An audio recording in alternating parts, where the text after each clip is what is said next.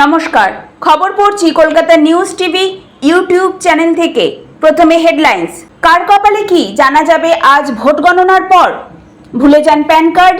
এবার রাজ্য সরকারের এই নয়া ব্যবস্থা চালু হলে মিলবে একাধিক সুবিধা।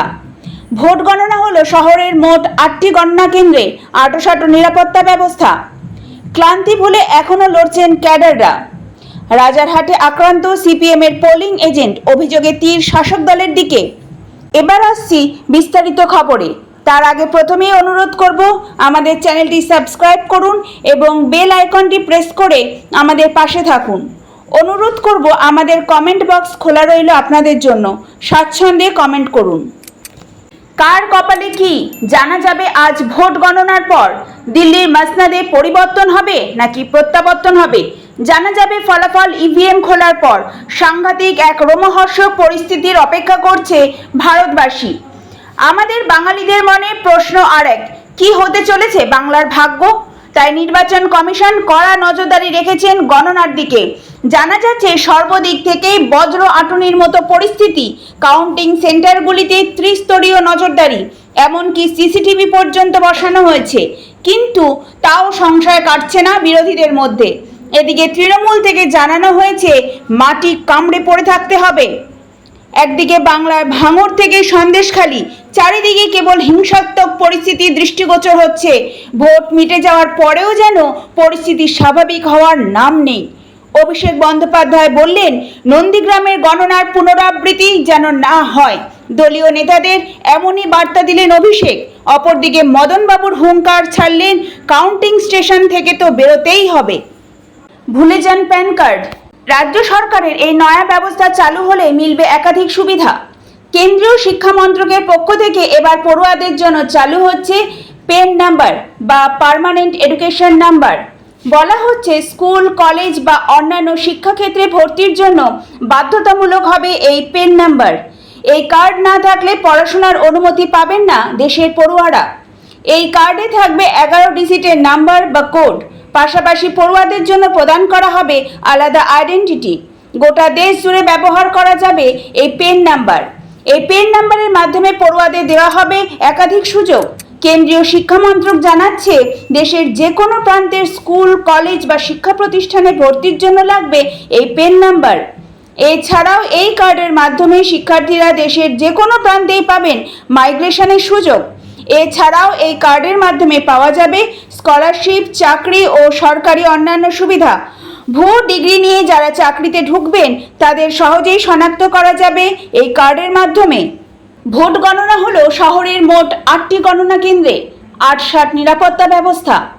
7 দফার ভোট পর্ব শেষ হয়েছে শনিবার। এবার গণনার পালা। মঙ্গলবার রাজ্যের 42টি কেন্দ্রের জন্য মোট 55টি কেন্দ্রে গণনা চলল। কলকাতা শহরের মোট 8টি গণনা কেন্দ্রে। কলকাতা উত্তর কেন্দ্রের ভোট গণনা হলো নেতাজি ইন্ডোর স্টেডিয়ামে। আর কলকাতা দক্ষিণের প্রতিটি বিধানসভা কেন্দ্রের জন্য ছিল একটি করে গণনা কেন্দ্র। মোট 7টি গণনা কেন্দ্রের ভোট গণনার কাজ চলল। সোমবার থেকে নেতাজি ইন্ডোরকে কড়া নিরাপত্তা চাদরে মুড়ে ফেলা হয়েছে। প্রয়োজনীয় তল্লাশির পরে গণনা কেন্দ্রের ভিতরে ঢুকতে দেওয়া হয়নি কাউকে।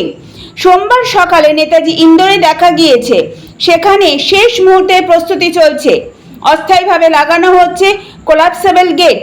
গণনা কেন্দ্রের বাইরে পুলিশের আধিকারিকরা ঢুকলেও তাদের রীতিমতো কৈফিয়ত দিয়ে ভেতরে ঢুকতে হচ্ছে। সোমবার নেতাজি ইন্ডোর স্টেডিয়ামে যান কমিশনের পদস্থ আধিকারিকেরাও। তারাও শেষ মুহূর্তের প্রস্তুতি খতিয়ে দেখেন। অনেকেই কাজের পরিকল্পনা ছকে নেন। কমিশন সূত্রের খবর, মঙ্গলবার সকাল 6টা থেকে 6:30টার মধ্যেই গণনা কেন্দ্রে পৌঁছে গেলেন তাদের আধিকারিকেরা। সোমবার সকালে নেতাজি ইন্ডোরে যান কলকাতা উত্তরের বিজেপি প্রার্থী তাপস রায়। গণনা কেন্দ্রের সরেজমিনে ঘুরে দেখেন তিনি। নেতাজি ইন্ডোর ছাড়ার সময় তাপস বলেন, এখনো পর্যন্ত সব ঠিকই আছে, প্রয়োজনে রাতের দিকে আবার আসব। জয়ের ব্যাপারে প্রত্যয়ী সুরে তাপস বলেন, দেশে, রাজ্যে এবং কলকাতা উত্তরে আমরা ভালো ফল করব। দেশে 400 পার হবে, বাংলায় 30 পার হবে। ক্লান্তি ভুলে এখনো লড়ছেন ক্যাডাররা। ক্লান্ত ক্যাডার, কলকাতা উত্তর হোক কিংবা বরানগর, দলীয় কার্যালয়ের দিকে তাকালেই সে কথা মনে আসবে। যদিও ওরা ক্লান্ত, এ প্রশ্ন করলে উত্তর আসে না, একেবারেই না, এখনো ফলাফলের অপেক্ষা, তারপর উচ্ছ্বাস, তারপর তো ক্লান্তি। এরা কারা? যারা গত কয়েক মাস প্রার্থীর সঙ্গে বরং হিসেব করলে দেখা যাবে প্রার্থীর থেকে বেশি দৌড়ঝাঁপ করেছেন। কেউ ঠিক করেছেন প্রার্থীর প্রচারের রুটম্যাপ, কেউ ঠিক করেছেন সভা রোড শোয়ে কত লোক আসবেন সেটা, কেউ মিটিং মিছিলের জমায়েতের জলসহ সমগ্র ব্যবস্থাপনার দায়িত্বে ছিলেন, কেউ বা পাড়ায় প্রচারের আগে কিনে এনেছিলেন ফুলমালা, কেউ ঘুরে ঘুরে দলের পতাকা বেঁধেছেন, কেউ দেওয়াল লিখেছেন, প্রার্থীর হয়ে লিফলেট সাটিয়েছেন। প্রচারে তারা থেকেছেন প্রার্থীর পিছনে, আদতে প্রার্থীকে এগিয়ে দিয়েছেন এক কদম। যেমন ধরুন রুবি পাল, 13 নম্বর ওয়ার্ডে তৃণমূল কংগ্রেস সভাপতি। প্রার্থীর নাম ঘোষণার পর থেকে প্রতি পাড়ায় গিয়ে গিয়ে দেওয়ালে চুন থেকে দেওয়াল লিখন করিয়েছেন দাঁড়িয়ে থেকে।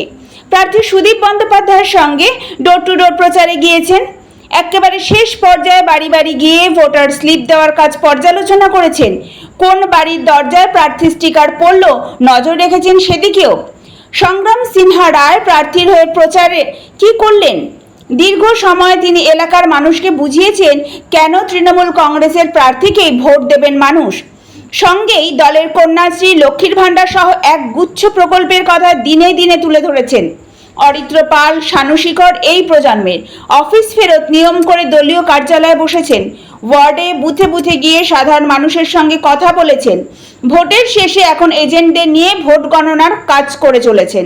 শুধু বিবেকানন্দ ক্লাব নয়, বেলঘাটা থেকে পাথুরিয়া ঘাটা তৃণমূল বিজেপি কার্যালয়ে গেলেই দেখা মিলবে রোহিত ঘোষ, মিন্টু হালদার, সৌম্য ব্যানার্জি, প্রিয়াঙ্কা রায়দের, যারা গত কয়েক মাস ধরে দিনরাত এক করে খেটেছেন। দলীয় কর্মী, ওয়ার্ড প্রেসিডেন্ট, কাউন্সিলর থেকে বিধায়ক, সভার জলের দায়িত্ব, প্যান্ডেলের দায়িত্ব থেকে প্রচারে বক্তব্যের দায়িত্ব ভাগ করে পালন করেছেন। কলকাতা দক্ষিণে সঞ্জু ভট্টাচার্য আবার দীর্ঘ খাটাখাটনির পর এখন ব্যস্ত শেষ পর্যায়ের কাজে। তার কাছে এখন ক্লান্তির কোনো জায়গা নেই। গত কয়েক মাস কি করলেন তিনি? বললেন, দল থেকে ভাগ করা হয়েছিল শুরুতেই। দিদি মালা রায় সবসময় নজর রাখতেন সব কিছুর ওপর। আমাদের একটা টিম ওয়ার্ক হয়েছে। কেউ কাগজের কাজ করেছে, কেউ প্রচারে ফ্লেক্স, পতাকা পৌঁছে দেওয়ার কাজ করেছে। সবটাই ভাগ করে করেছি আমরা। ভোটের শেষে প্রতাপাদিত্য রোডে মালা রায়ের সঙ্গে দেখা গেল ছেলে নির্বাণ রায়কে। এই নির্বাচনের সব তার নখদর্পণে। কিভাবে হলো সব? বললেন, প্রথমেই নানা ভাগে ভাগ করা হয়েছিল। কিভাবে প্রচার হবে, ডিজিটাল মিডিয়া, সোশ্যাল মিডিয়া, কিভাবে প্রচার হবে সেটা দেখা। তারপর কিভাবে প্রচার করবেন, কোন ওয়ার্ডে কবে কখন যাবেন সেটা দেখতে হয়েছে। একটা টিম কাজ করেছে লম্বা সময় ধরে। ভোটের পর কাউন্টিং এজেন্টদের নিয়ে কাজ হচ্ছে। তবে একটু জেলার দিকে প্রচারের বিস্তারিত খোঁজ নিয়ে জানা গেল প্রতিটি বিধানসভায় তৃণমূলের পক্ষ থেকে অবজারভার ঠিক করা হয়েছিল। তারা ব্লক প্রেসিডেন্ট, অঞ্চল নেতৃত্ব নিয়ে ঠিক করেছিলেন অঞ্চলের মিটিং, মিছিল, স্ট্রিট কর্নারের ব্লু প্রিন্ট। তবে কোন প্রার্থী কবে কোন ব্লকে যাবেন প্রচারে, কোথা থেকে কোথা পর্যন্ত হবে প্রচার, কৌশল ঠিক করেছে আইপ্যাক। রাজারহাটে আক্রান্ত সিপিএম এর পোলিং এজেন্ট, অভিযোগের তীর শাসক দলের দিকে। কাল গণনার ফলাফল, তার আগে ভোট পরবর্তী হিংসা চলছে।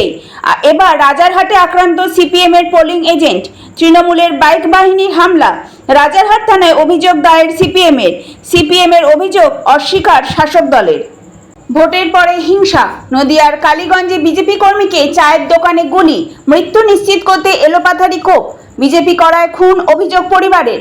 পারিবারিক বিবাদ পাল্টা শাসক। কালীগঞ্জে বিজেপি কর্মীকে খুন করা হবে আগেই জানত পুলিশ। চাঞ্চল্যকর অভিযোগ নিহতের পরিবারের।